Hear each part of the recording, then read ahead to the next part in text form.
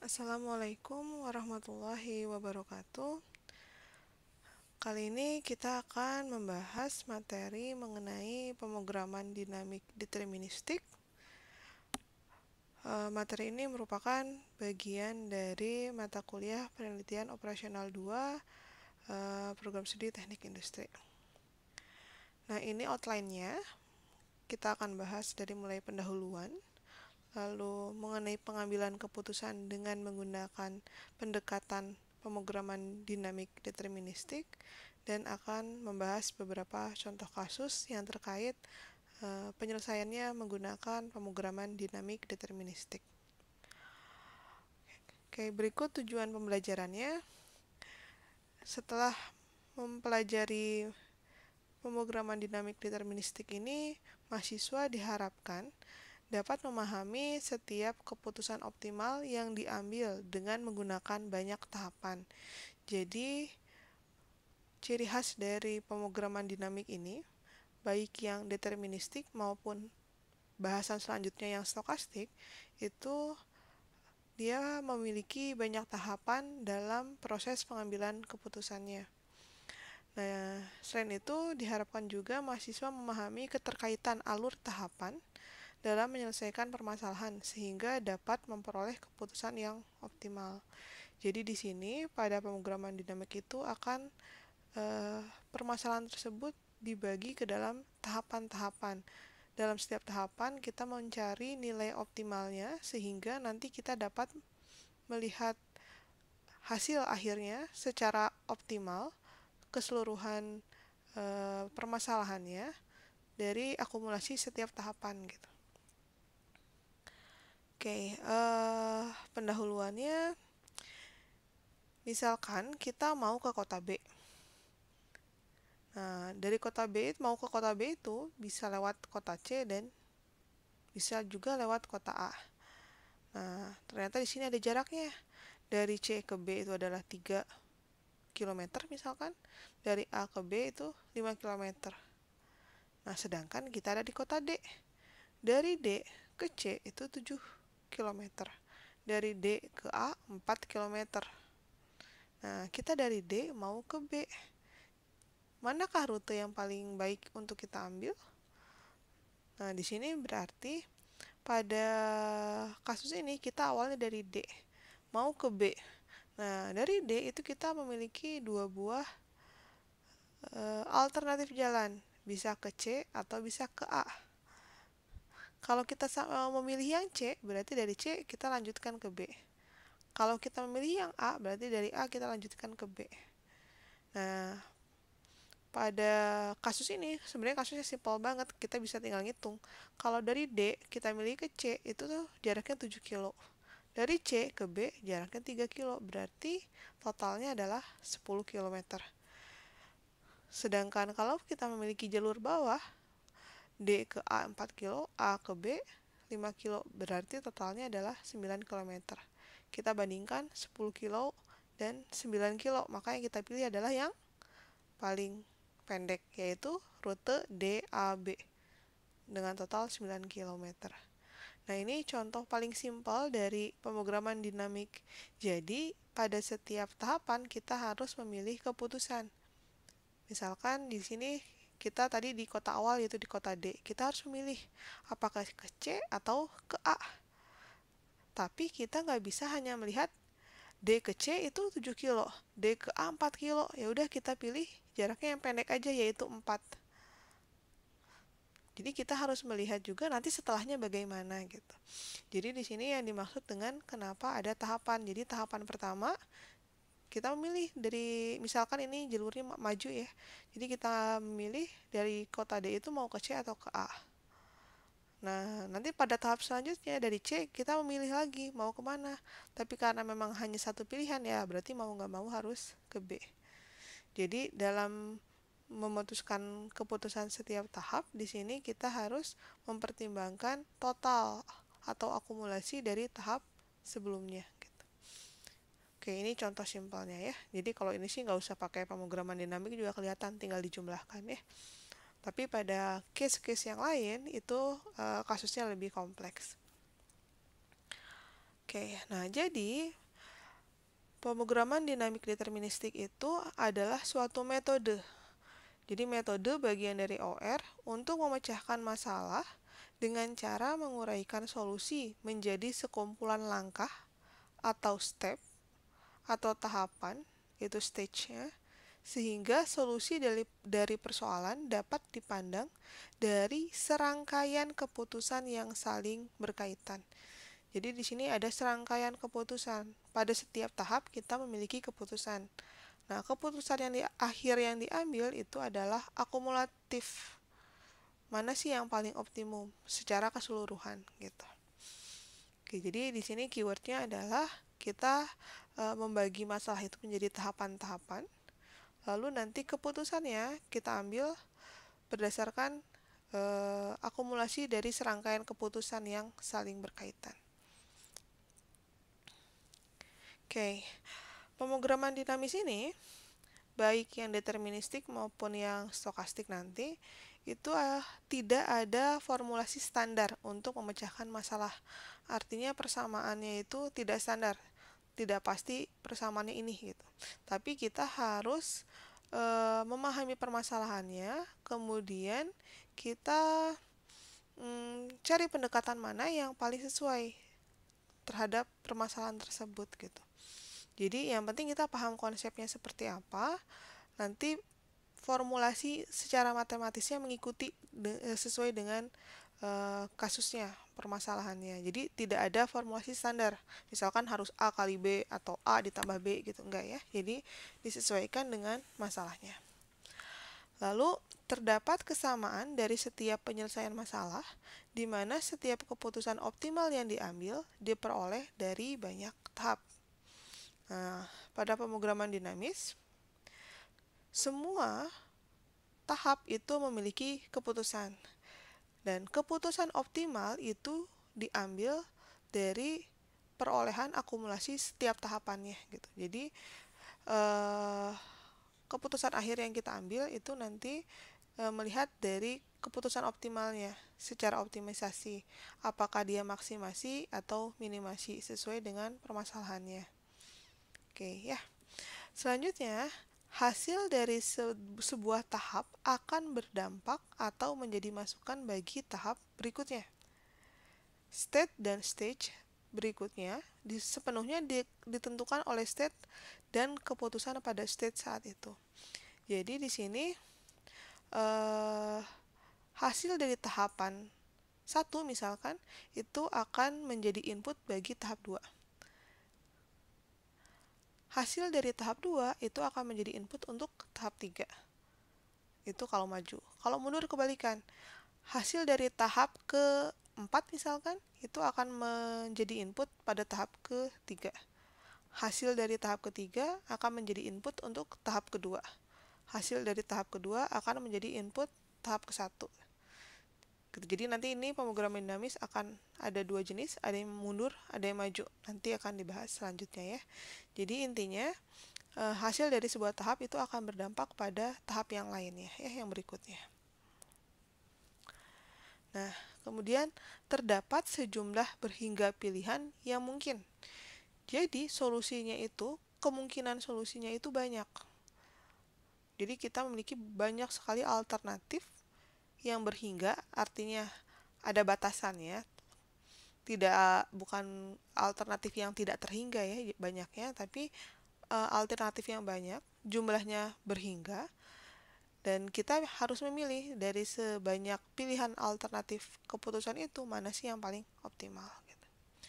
Nah, solusi pada setiap tahap dibangun dari hasil solusi tahap sebelumnya, sama dengan poin yang sebelumnya ya. Jadi solusi pada suatu tahap itu diambil berdasarkan solusi dari tahapan sebelumnya.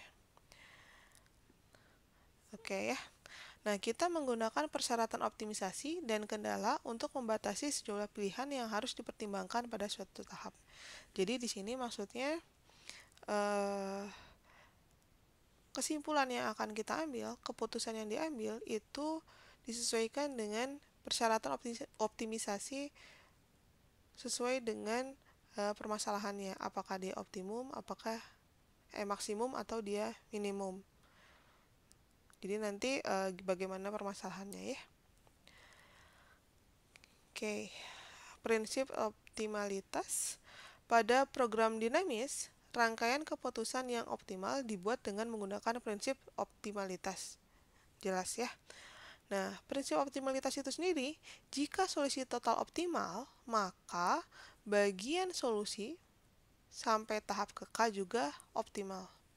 Jadi prinsip optimalitas di sini maksudnya kan kita mau mencari solusi total yang optimal. Jadi solusi total itu maksudnya solusi permasalahan secara global.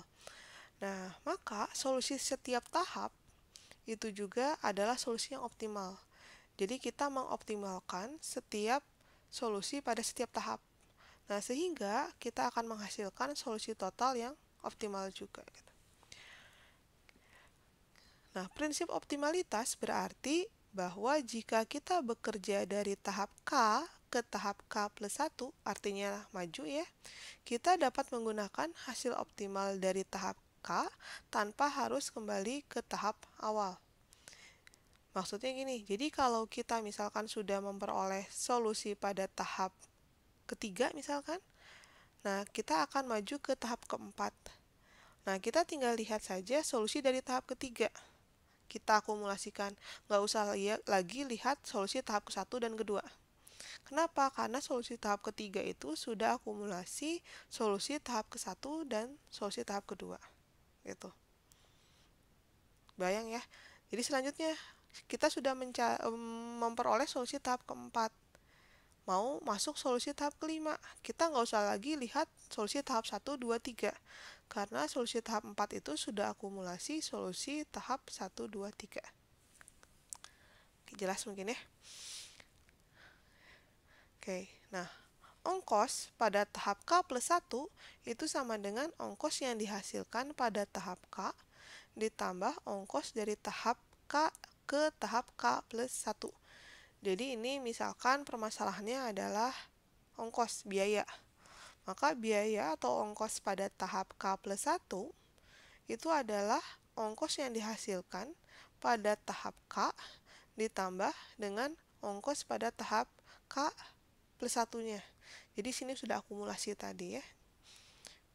Nah, dengan prinsip optimalitas, dijamin bahwa pengambilan keputusan pada suatu tahap adalah keputusan yang benar untuk tahap-tahap selanjutnya.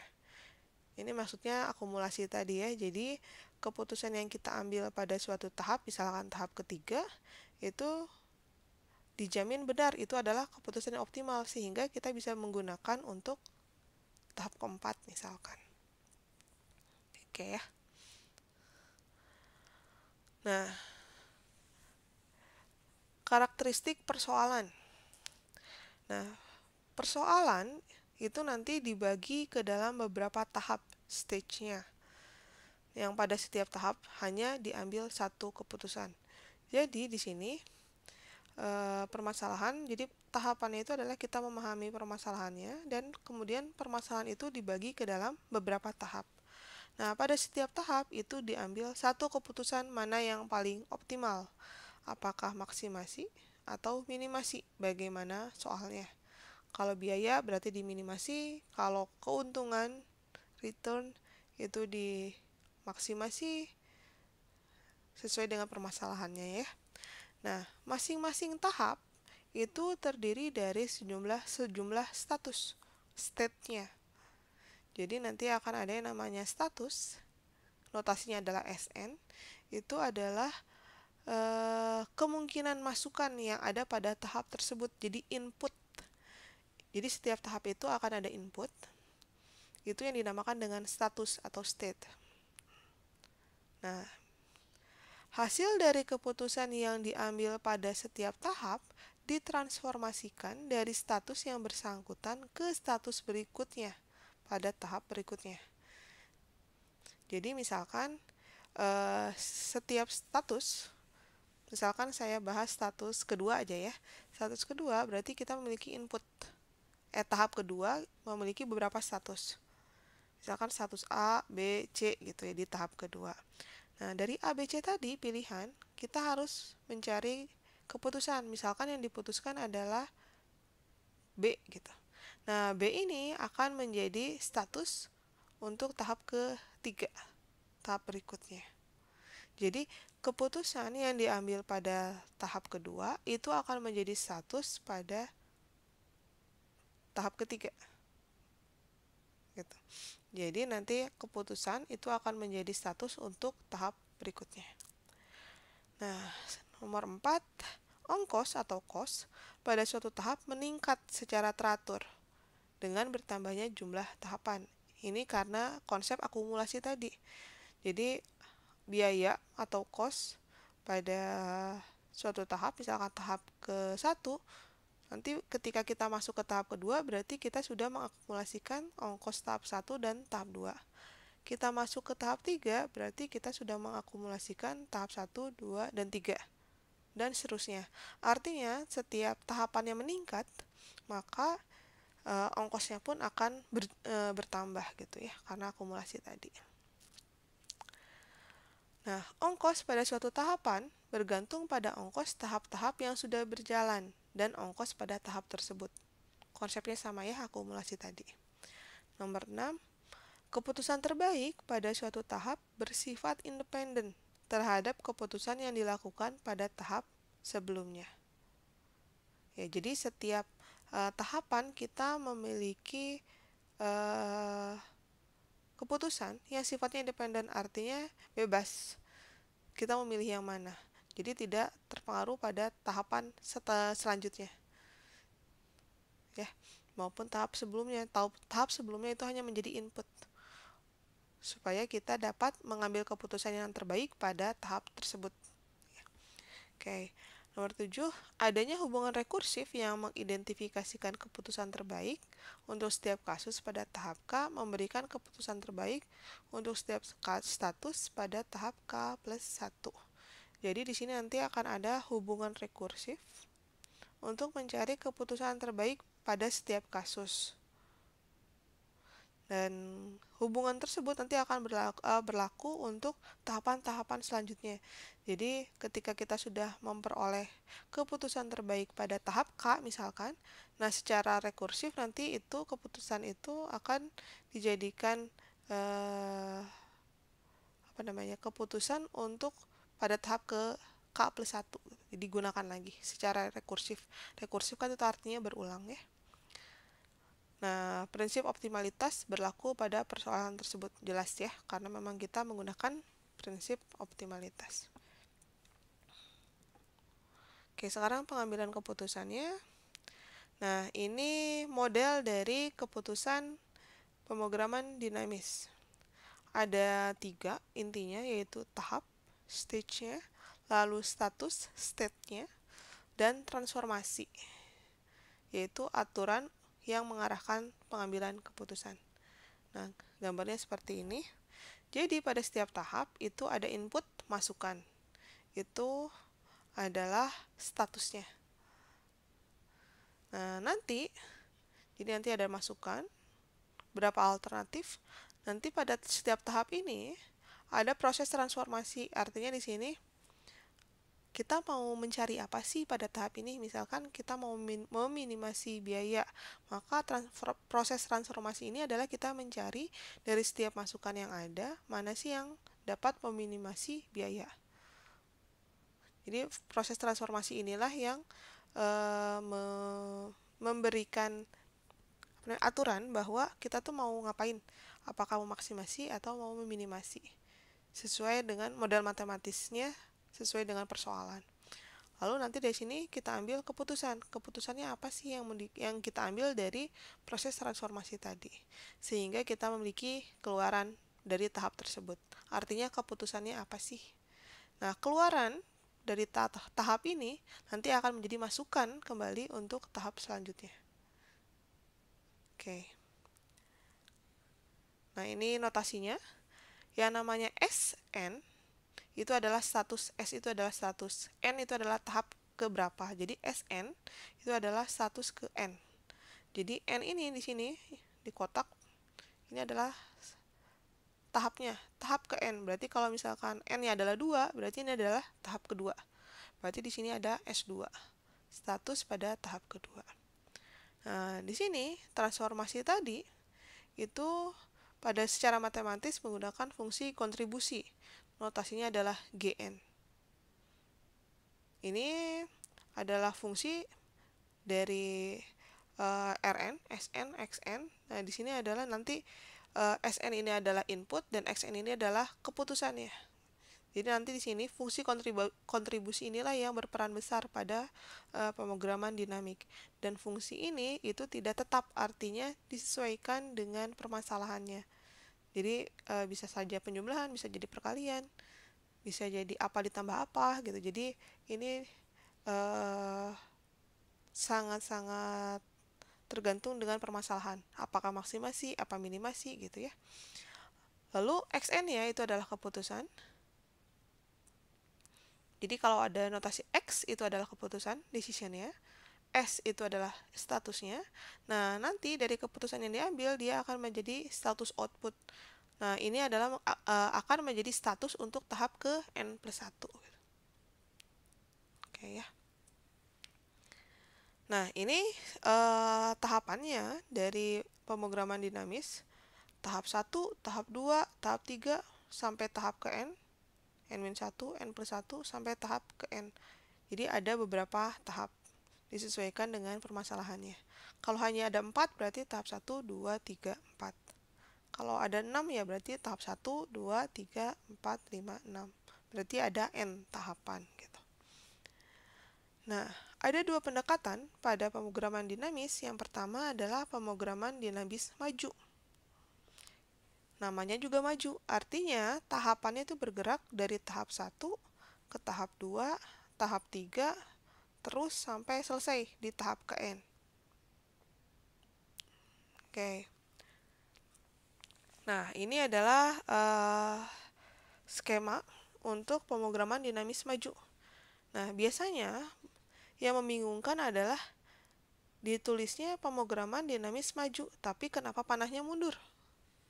Nih, panahnya mundur. Tapi namanya pemrograman dinamis maju. Jadi jangan bingung di sini. Jadi tahapannya memang maju dari tahap 1 ke tahap 2, tahap 3, tahap 4, 5, 6, 7 misalkan. Jadi tahapannya secara perhitungan kita maju. Tetapi dalam pengambilan keputusan kita mundur. Jadi tanda panah di sini ini adalah menunjukkan pengambilan keputusan ya, proses pengambilan keputusannya.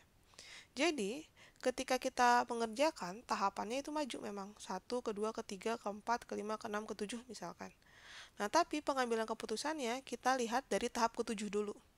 Jadi semakin dia tadi kan maju ini ya, dari 1 ke 2 itu nanti nilai kesimpulan keputusan di tahap kedua itu sudah mengakumulasi tahap ke-1.